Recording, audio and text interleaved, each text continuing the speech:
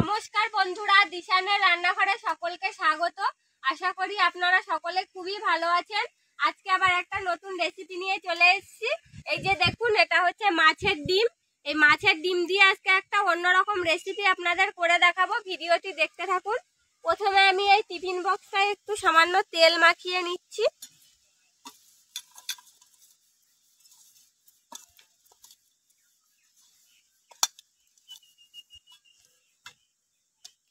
এবার এই মাছের ডিমটায় আমি লবণ আর হলুদ মাখিয়ে নেব।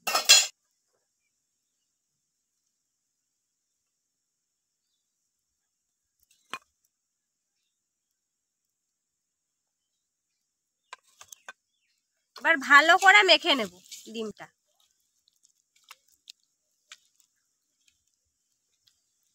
দেখুন, ডিমটা মেখে নিয়েছি। এবার আমি এই ডিমটা টিফিন বক্সের মধ্যে দিয়ে দেব।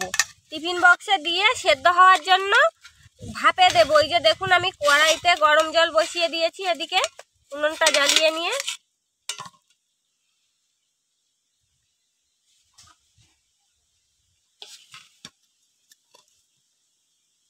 এবার টিফিন বক্সটা আটকে আর জলের মধ্যে বক্সটা বসিয়ে দেব।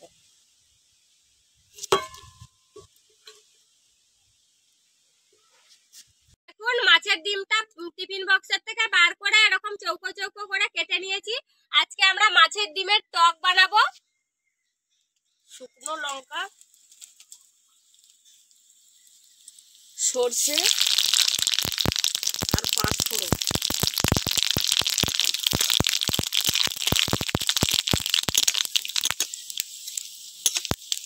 এবার ডিমটা মশলার মধ্যে দিয়ে দেব।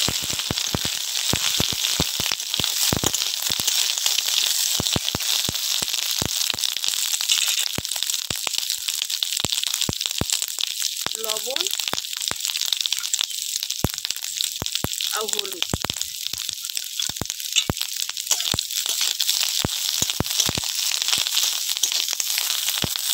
আমি তেঁতুলকে ভালো করে চটকে টক জল বের করে নেব।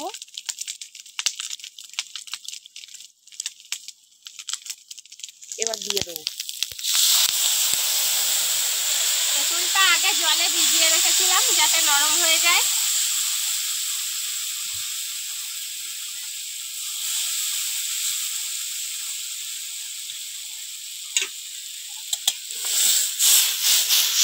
আপনারা তো অনেক কিছু টক খেয়েছেন, একদিন এরকম ভাবে মাছের ডিমের টক খেয়ে দেখবেন, ভালো লাগবে। এবার হালকা আছে আস্তে আস্তে টকটাকে ভালো করে ফুটিয়ে নেব, তাহলে স্বাদটা ভালো হয় হালকা আছে ফুটালে।